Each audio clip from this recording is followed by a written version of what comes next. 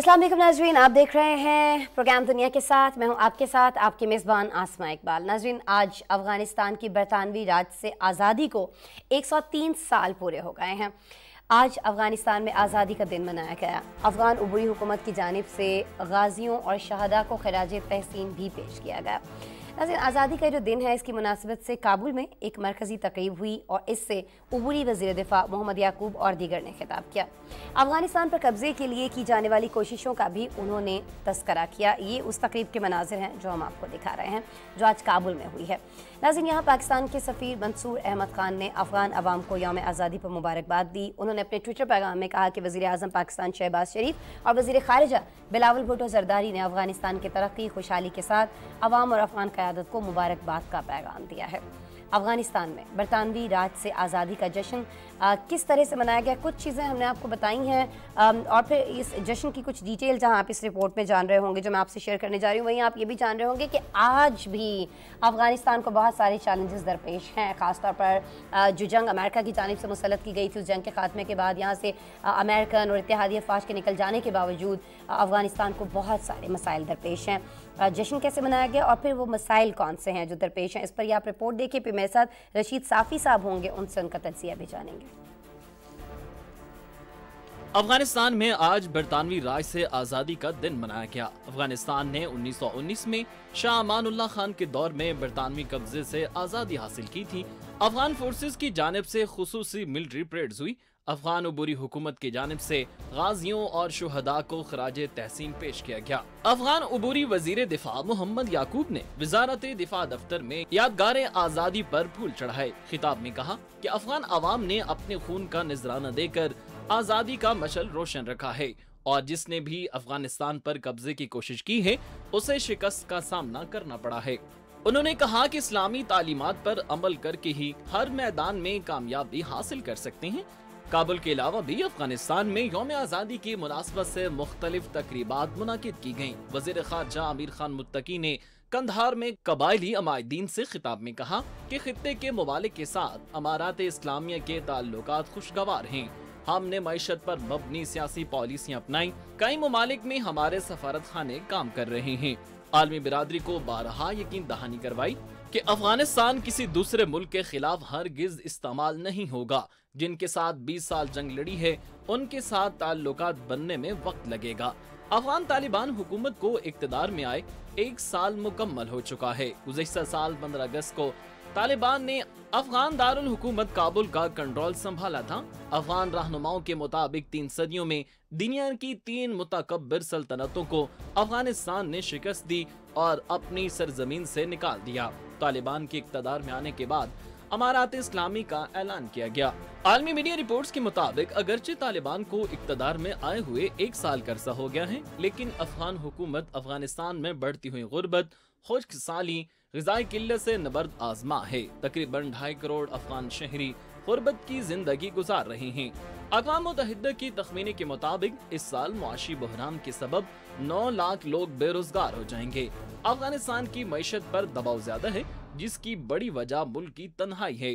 खबर एजेंसी ने रिपोर्ट में बताया कि जब तक दोनों ममालिक अपनी पोजीशन में बड़ी तब्दीली नहीं करते, उस वक्त तक अफगानिस्तान में कीमतों में इजाफे, बढ़ती हुई बेरोजगारी और भूख से निपटने के लिए कोई फौरी हल नजर नहीं आ रहा, बल्कि मौसम सरमा के शुरू होते ही ये मजीद बदतर हो जाएगा। बिल्कुल जी, दिखाई ये देता है कि जो बहरान यहाँ पर इस वक्त चल रहा है, ये मज़ीद अबतर होने की जानिब जा रहा है। इसमें कुछ बेहतरी की उम्मीद जो है अभी तक, या आसार जो हैं वो दिखाई नहीं दे रहे हैं। ऐसा क्यों है, इस पर बात कर लेते हैं। रशीद साफ़ी साहब मुझे ज्वाइन कर चुके हैं, माहिर अफ़गान उमूर के। अस्सलाम वालेकुम रशीद साहब। वालेकुम अस्सलाम।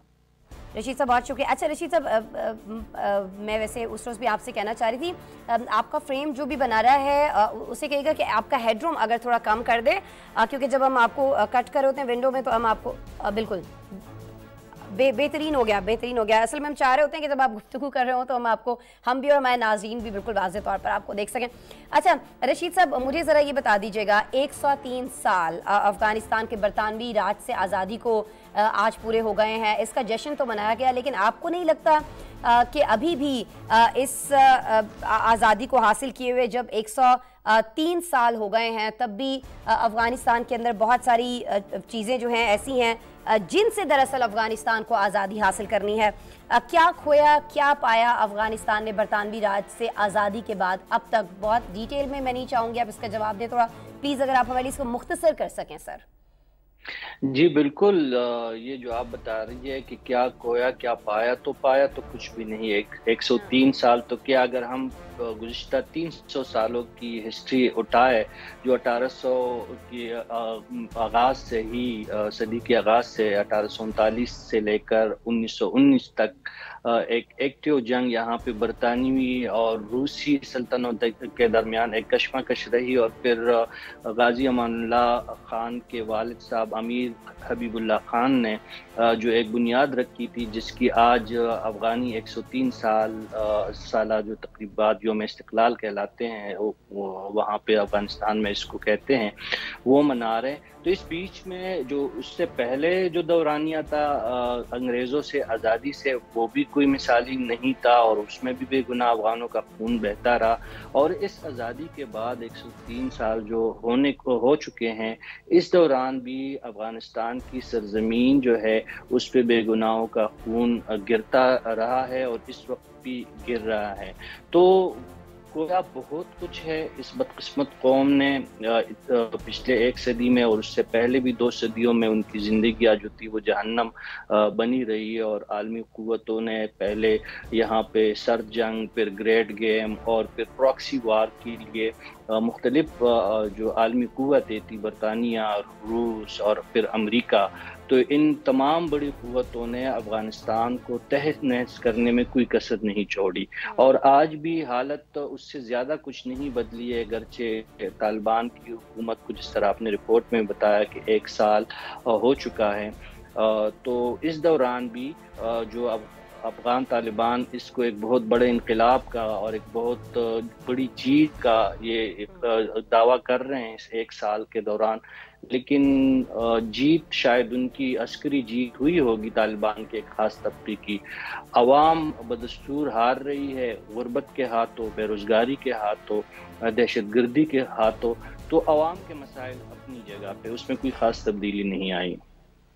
बिल्कुल, बहुत ज़बरदस्त अंदाज में आपने बरतानवी राज से आज़ादी से लेकर अब तक की हालात हमारे सामने रखे हैं।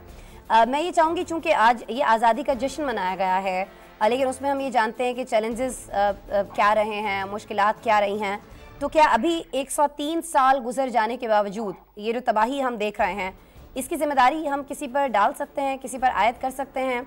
कौन अफ़गानिस्तान के अंदर से इस चीज़ का ज़िम्मेदार रहा है कि बाहर से क़ुव्वतें आती रही हैं, अटैक्स करती रही हैं, अपने मकासद हासिल करती रही हैं या नहीं करती रही हैं, वो बात की बहस है, लेकिन इसकी ज़िम्मेदारी अफ़गानिस्तान के अंदर किस पर आयद की जा सकती है, जो आज अफ़गानिस्तान के हालात हैं रशीद साहब?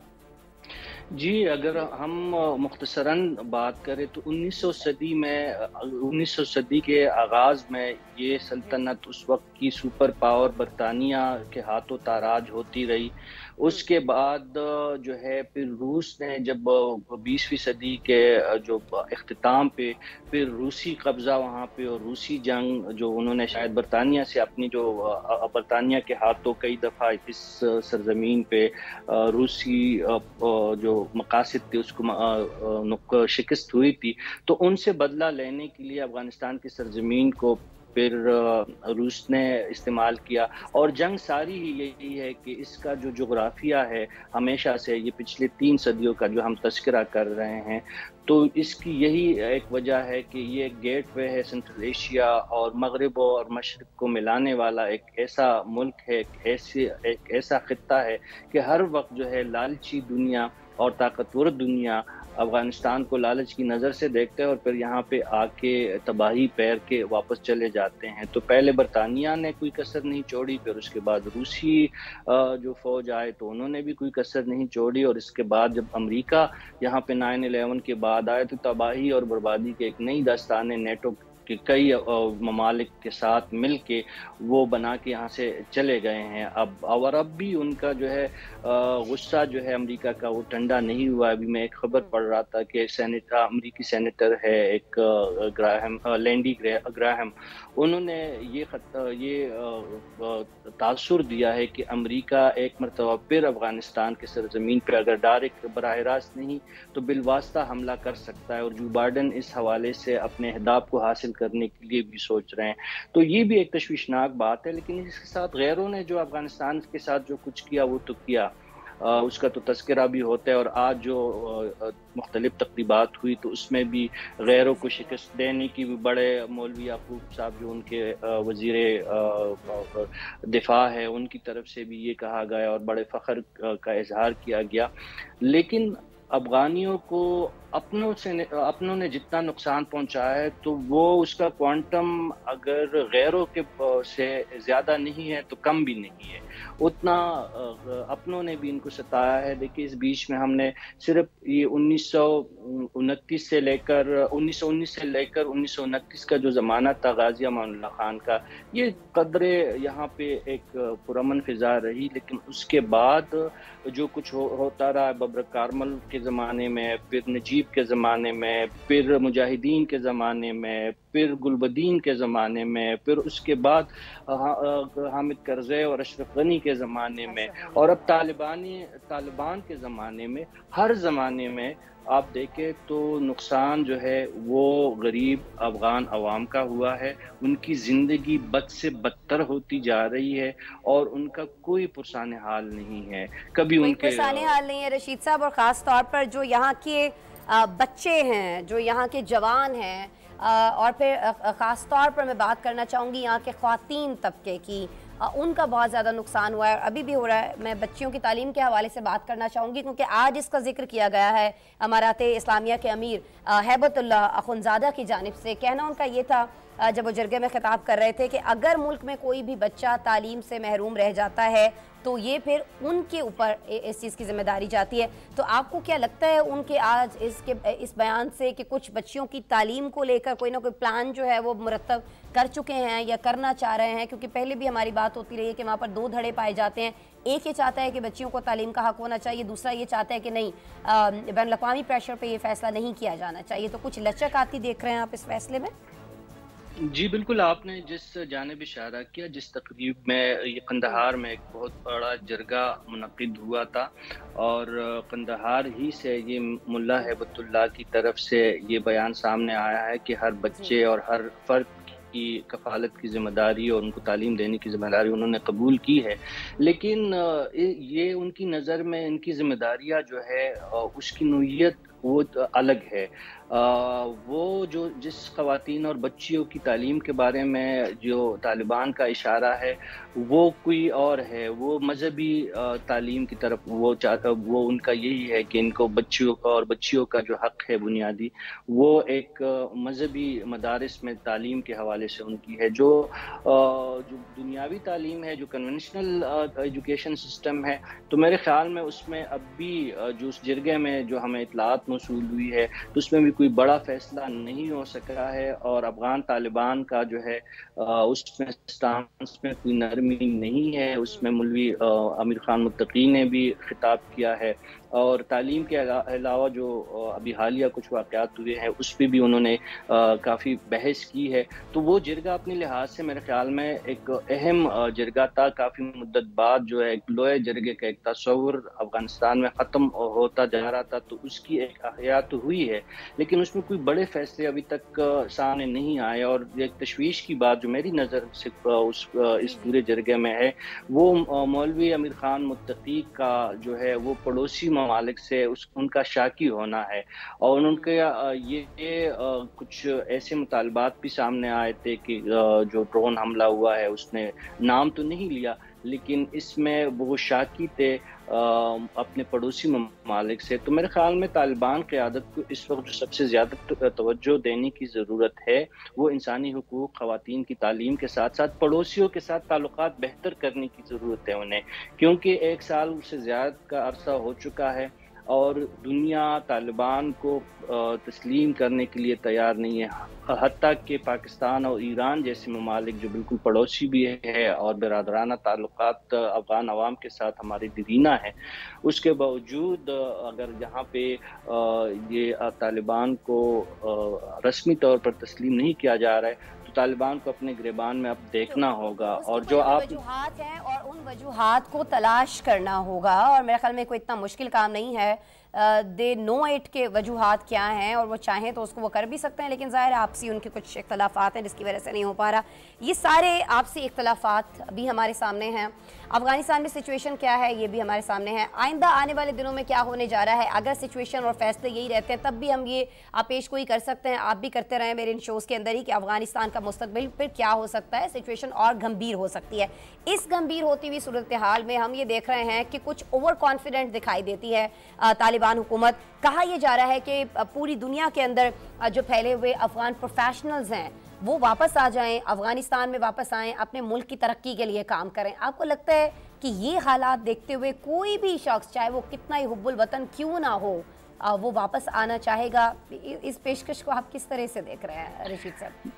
دیکھیں، جو جلا وطن یا غریب الوطن افغان ہے وہ کسی صورت بھی ان افغانوں سے ان کی محب الوطنی کم نہیں ہے جو اس وقت افغانستان میں محصور ہے۔ میں ان کو مقیم نہیں کہتا، وہ ایک بڑی جیل میں پھنس چکے ہیں۔ آج بھی آپ صرف تورخم اور چمن کے دروازے مکمل طور پر کھولے اور بغیر دستاویزات کے افغان مہاجرین کو آنے کی آپ اجازت دے تو لاکھوں کی تعداد میں پاکستان کو ہینڈل کرنا ان کے لیے پاسبل ہی نہیں ہوگا۔ اتنے لوگ اب بھی افغانستان سے نکلنے کے لیے بیتاب ہے۔ اسی طرح ایران کے بارڈر ایریا کو آپ کھولیں تو لاکھوں لوگ وہاں پہ نکلنے کے لیے تیار ہے، اور باقی دنیا میں جانے کے لیے وہ بیچارے تو بیتاب رہتے ہیں، کیونکہ افغانستان میں اپنا خود کہا کہ آدھے سے زیادہ آبادی جو ہے اس وقت 2 وقت کی روٹی حاصل کرنے میں بھی ناکام رہی ہے۔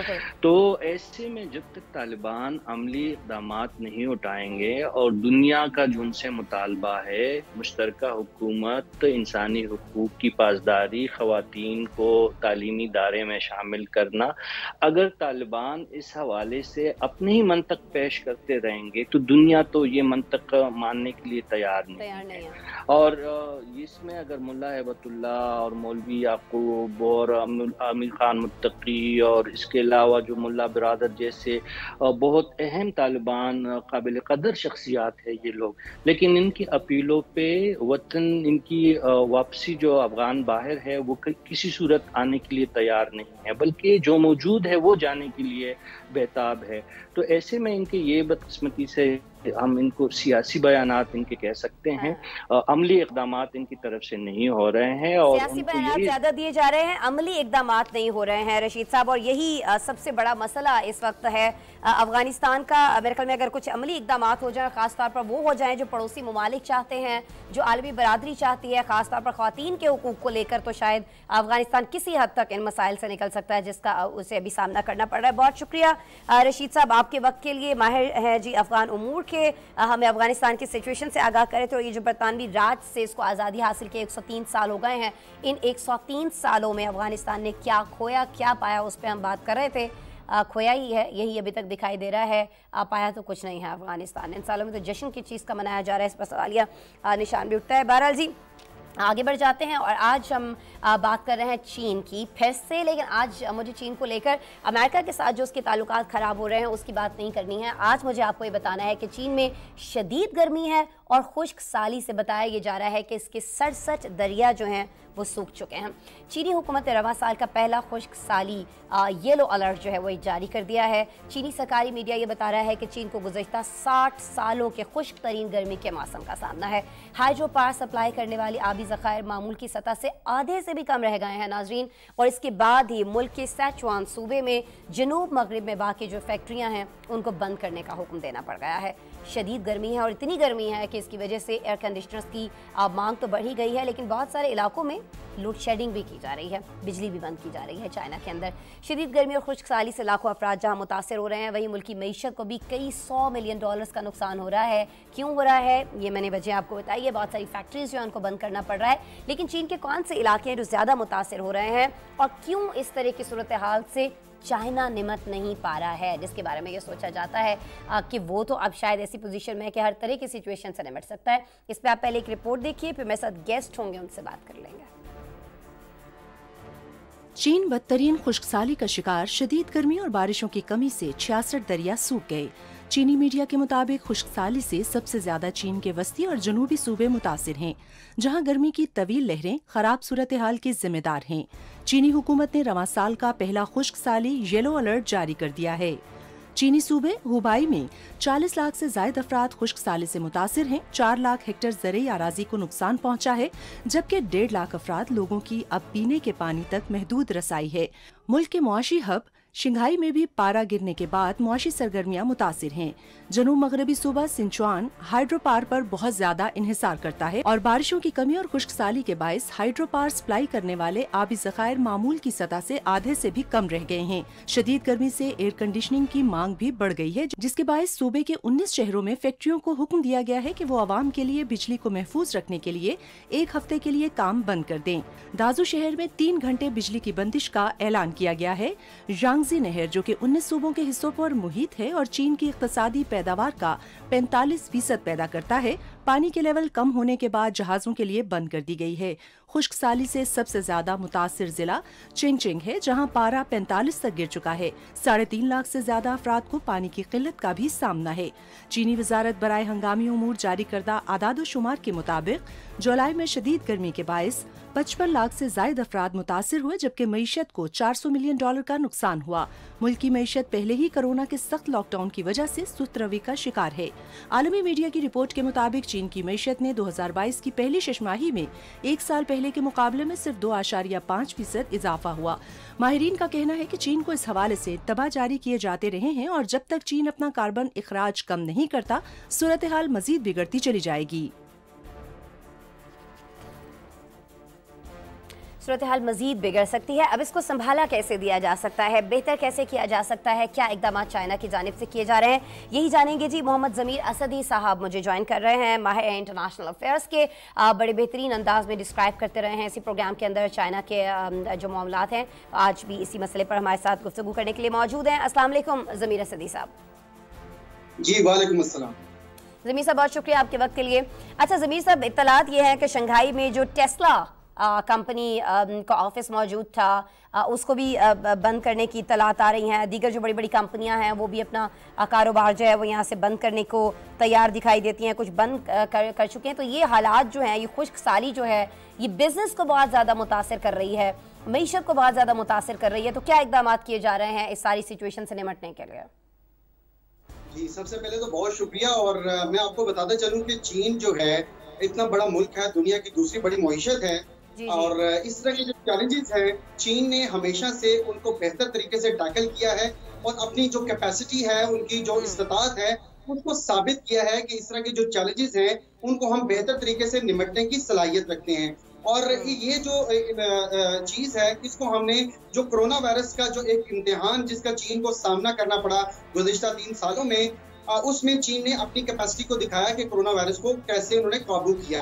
और अब ये जो ड्राउट की बात आ रही है, खुश्कसाली, जिसका चीन के कुछ खिते ऐसे हैं जो कि साउथ के इलाके हैं और कुछ साउथ वेस्ट के इलाके हैं, कुछ सेंट्रल चाइना के इलाके हैं, जिनमें खासतौर पर चोंगचिंग का एक रीजन है जो कि म्यूनसिपैलिटी है चीन की सबसे बड़ी। इसके अलावा हुनान सूबा है, जियांगशी है और हुबे जो है वो सबसे ज्यादा जो मुतासिर हैं वो इसमें शामिल हैं। तो जो इकदाम इस वक्त किए गए हैं, सबसे पहले चीन की जो मरकजी हुकूमत है बीजिंग में, उन जानिब से जो एक्सपर्ट्स हैं वेदर के हवाले से और ड्राउट के हवाले से, उन पर माहिरीन पर मुश्तमिल जो है मुख्तलिफ आला सतही कमेटियां जो है वो तश्कील दी गई हैं, जिन्हें इन सूबों में, इन खित्तों में भेजा गया है जो कि इस वक्त शदीद खुश्कसाली से मुतासिर हैं और इसकी वजह से मुख्तलिफ किस्म के मसाइल का सामना करना पड़ रहा है। और ये जो माहिरीन हैं, इनको जो जिम्मेदारियां सौंपी गई हैं, उनमें सबसे पहले ये है कि उन वजूहात का जायजा लिया जाए कि ऐसे कौन से मसाइल अचानक जो है वो सामने आए जिसकी वजह से चीन को इस वक्त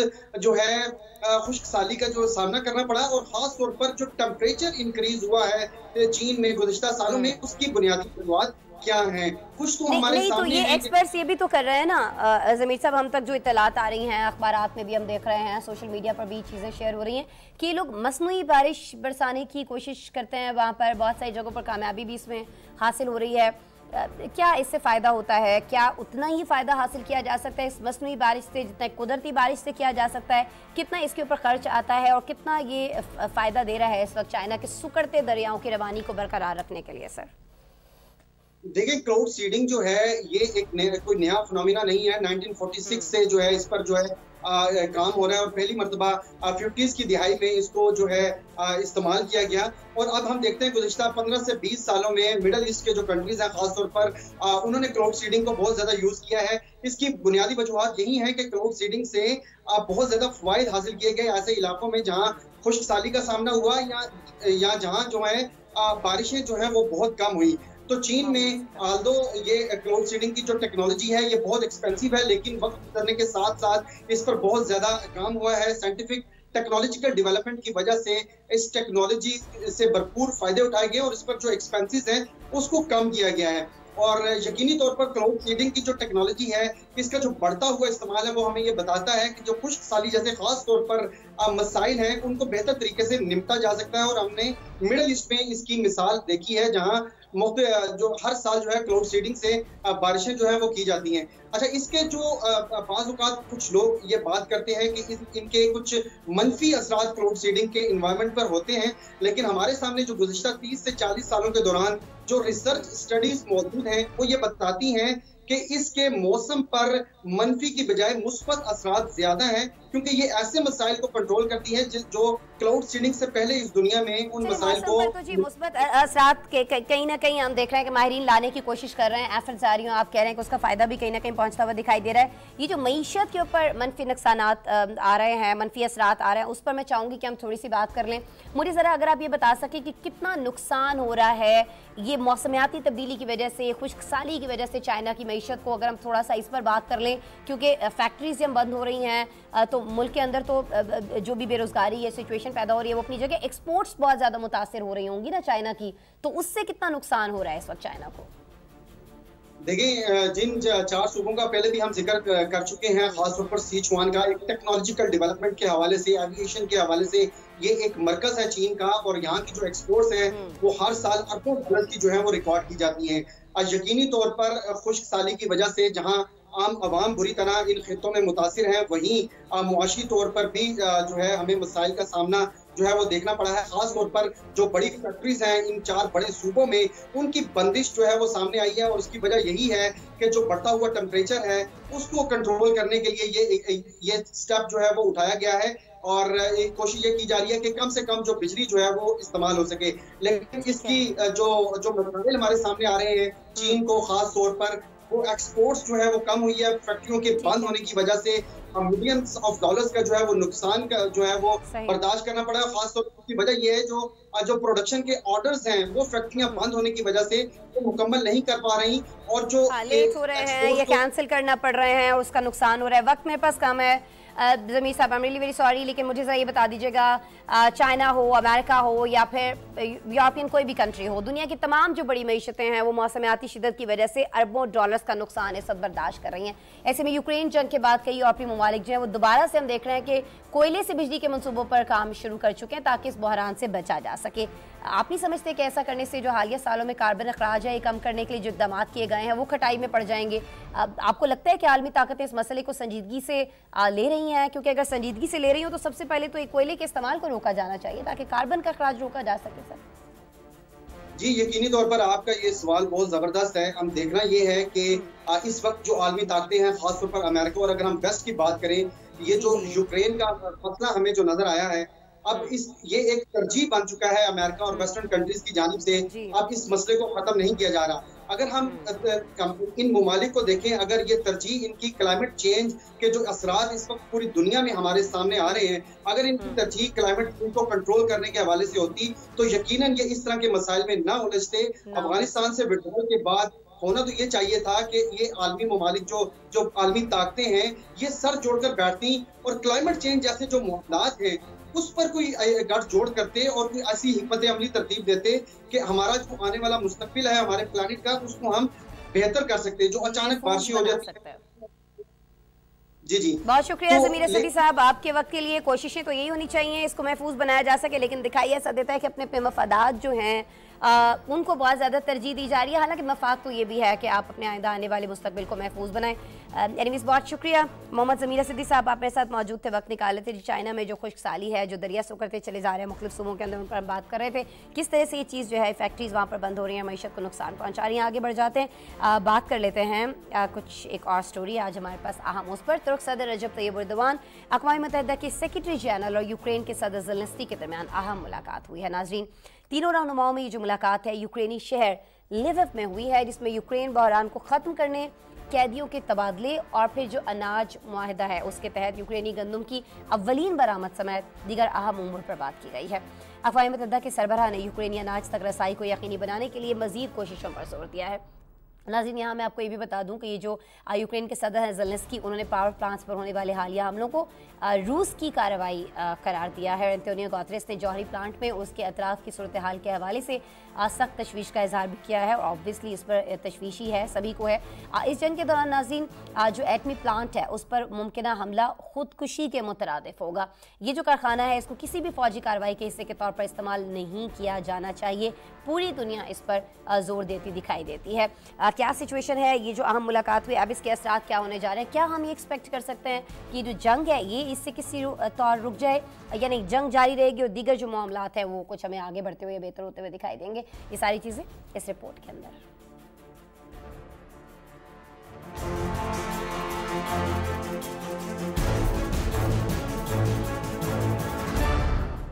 اقوام متحدہ کے سیکرٹری جنرل انتونیو گوتریس، ترکی کے صدر رجب طیب ایردوان اور یوکرین کے صدر ولادیمیر زیلنسکی نے یوکرینی شہر لفیف میں ملاقات کی. اس ملاقات میں یوکرین بحران کو ختم کرنے، قیدیوں کے تبادلے اور اناج معاہدے کے تحت یوکرینی گندم کی اولین برآمد، مزید 2 بحری جہاز روزانہ برآمد کرنے کے معاہدے سے پیدا مثبت صورتحال کو مزید بہتر بنانے پر بات چیت ہوئی. چینی خبر رساں ادارے کے مطابق یوکرینی صدر نے دونوں رہنماؤں سے ملاقات کے بعد مشترکہ کانفرنس میں کہا کہ ہم یوکرین سے روسی فوجیوں کے انخلا کے بعد ہی روس کے ساتھ امن مذاکرات کے لیے تیار ہیں. ترک صدر رجب طیب ایردوان کا کہنا تھا کہ ترکیہ تنازع کے خاتمے کے لیے مذاکرات دوبارہ شروع کرنے کے لیے تمام ضروری مدد فراہم کرے گا. ترکیہ، روس اور یوکرین کے مابین ہونے والے امن مذاکرات میں ترکی ثالث بننے کے لیے تیار ہے. خبر ایجنسی کے مطابق اقوام متحدہ کے سیکرٹری جنرل نے روس اور یوکرین کی لڑائی میں زاپروژیا کے ایٹمی پلانٹ پر ممکنہ حملے کو خودکشی قرار دے دیا ہے. انہوں نے پریس کانفرنس کے دوران یوکرین میں زاپروژیا نیوکلیئر پاور پلانٹ کو غیر مسلح بنانے کی اپیل کی. انتونیو گوتریس نے کہا کہ جوہری پلانٹ سے فوجی ساز و سامان اور اہلکاروں کو واپس بلانا چاہیے. یوکرینی صدر کی ویب سائٹ کے مطابق زیلنسکی اور گوتریس اقوام متحدہ کی جوہری توانائی ایجنسی IAEA کی زاپروژیا جوہری پلانٹ مشن کے حوالے سے رضامند ہو گئے ہیں. ماسکو نے اقوام متحدہ کی تجاویز کو مسترد کر دیا ہے. روسی وزارت خارجہ کے ترجمان کا کہنا ہے کہ روسی مقبوضہ پاور پلانٹ کے اطراف سے فوج کو ہٹانے کی اقوام متحدہ کی اپیل ناقابل قبول ہے. جرمن نشریاتی ادارے نے رپورٹ کیا کہ روس نے پلانٹ پر مارچ میں قبضہ کر لیا تھا. یہ یوکرین پر حملے کے بعد روسی فوجیوں کی طرف سے قبضے میں لیے جانے والے پہلے مقامات میں سے ایک تھا. حالیہ ہفتوں کے دوران اس کے آس پاس کے علاقے میں توپ خانے سے بھاری گولہ باری جاری ہے.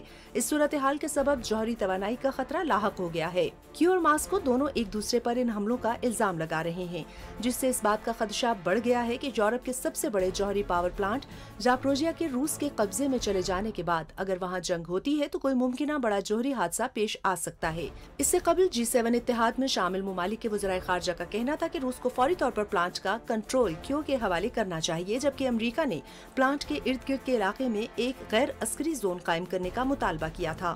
امریکہ کے محکمہ خارجہ کے ترجمان کا کہنا تھا کہ جوہری پلانٹ کے قریب لڑائی خطرناک اور غیر ذمہ دارانہ ہے.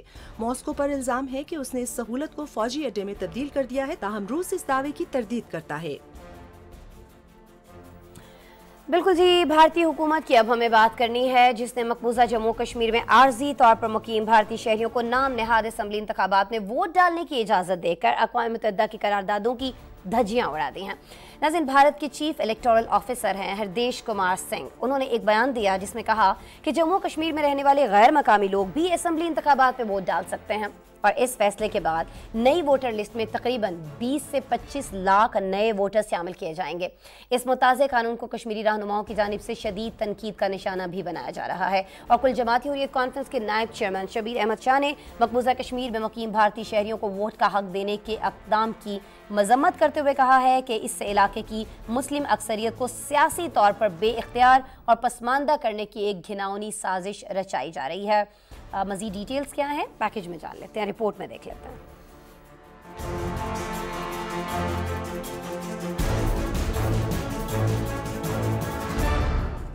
मोदी सरकार ने भारतीय कश्मीर में गैर मकामी अफराद को वोट का हक दे दिया। भारत के chief electoral officer Hardesh Kumar ने ऐलान किया है कि भारत का कोई भी शहरी जो नई दिल्ली के जेर इंतजाम कश्मीर में तिजारत की गर्ज से मुकीम हो, तालीम हासिल कर रहा हो या कोई और खिदमात अंजाम दे रहा हो, रियासती असम्बली के इंतखाबात में वोट डालने का अहल है। बयान के मुताबिक वो वोटर जिनकी उम्र 1 अक्टूबर 2022 को 18 साल होगी या जो इससे पहले 18 साल की उम्र को पहुंच चुके हैं, वो इस मुद्दत के दौरान वोटर फहरिस्तों में अपना नाम शामिल करवा सकते हैं। गैर मकामी या भारतीय शहरियों को वोट देने पर भी कोई पाबंदी नहीं है। इस बात से भी कोई फर्क नहीं पड़ता कि कोई जम्मू कश्मीर में कितने अरसे से रह रहा है। जो लोग यहाँ किराए पर रहते हैं वो भी वोट डाल सकते हैं। मकबूजा जम्मू कश्मीर में हतमी वोटर फहरिस्तें 25 नवंबर 2022 को जारी की जाएंगी। पुरानी वोटर लिस्ट के मुताबिक जम्मू कश्मीर में राय दहिंदगान की कुल तादाद 76 लाख के लगभग है, जबकि इस वक्त 18 साल या इससे जायद उम्र के शहरियों की तादाद बढ़कर 98 लाख हो गई है। नए अकामती कानून के तहत मजीद 20 से 25 लाख तक नए वोटर फहरिस्त में शामिल हो सकते हैं। कश्मीरी इलेक्शन कमीशन के मुताबिक भारत की हुकूमत ने अगस्त 2019 में नई दिल्ली के जेर इंतजाम कश्मीर की आईनी खुद मुख्तारी को खत्म करके रियासत को बराह रास्त विफाक के कंट्रोल वाले 2 हिस्सों में तकसीम किया था। इसके 9 माह बाद जम्मू और वादी कश्मीर के लिए एक नया कानून अकामत तश्कील दिया गया, जिसकी रूह से बाज़ शराइत के तहत किसी भी भारतीय शहरी को यहाँ राय दहिंदगान की फहरिस्त में शामिल किया जा सकता है। कश्मीर मीडिया सर्विस के मुताबिक इस मुतनाज़ कानून इक़ामत पर कश्मीरी रहनुमाओं का शदीद रद्द अमल सामने आया है। कुल जमाती हुर्रियत कॉन्फ्रेंस के नायब चेयरमैन शबीर अहमद शाह ने मकबूजा कश्मीर में मुकीम भारतीय शहरियों को वोट का हक देने के इक़दाम की मजम्मत करते हुए इस इलाके की मुस्लिम अक्सरियत को सियासी तौर पर बेइख्तियार और पसमानदा करने की एक और घिनौनी साजिश करार दिया है। शबीर अहमद शाह ने तिहाड़ जेल से एक पैगाम में इस इक़दाम को इंतखाबी सियासत में कश्मीरी मुसलमानों की मरकजियत को कम करने के लिए फिरका परस्त हुकूमत के मजमूम मंसूबे का हिस्सा करार दिया।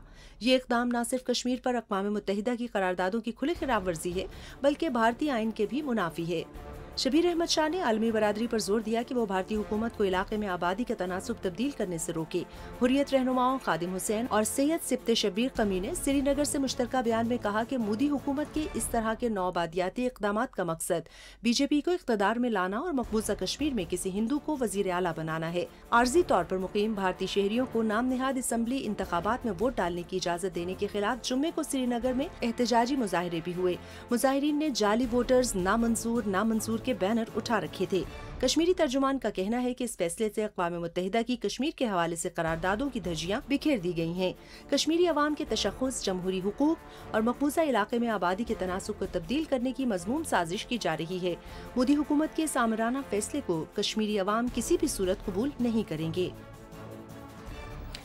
रिपोर्ट आपने देखी। पीर को दोबारा आपसे मुलाकात हो रही होगी। अपना बहुत सारा ख्याल रखिएगा। अल्लाह ने के बाद।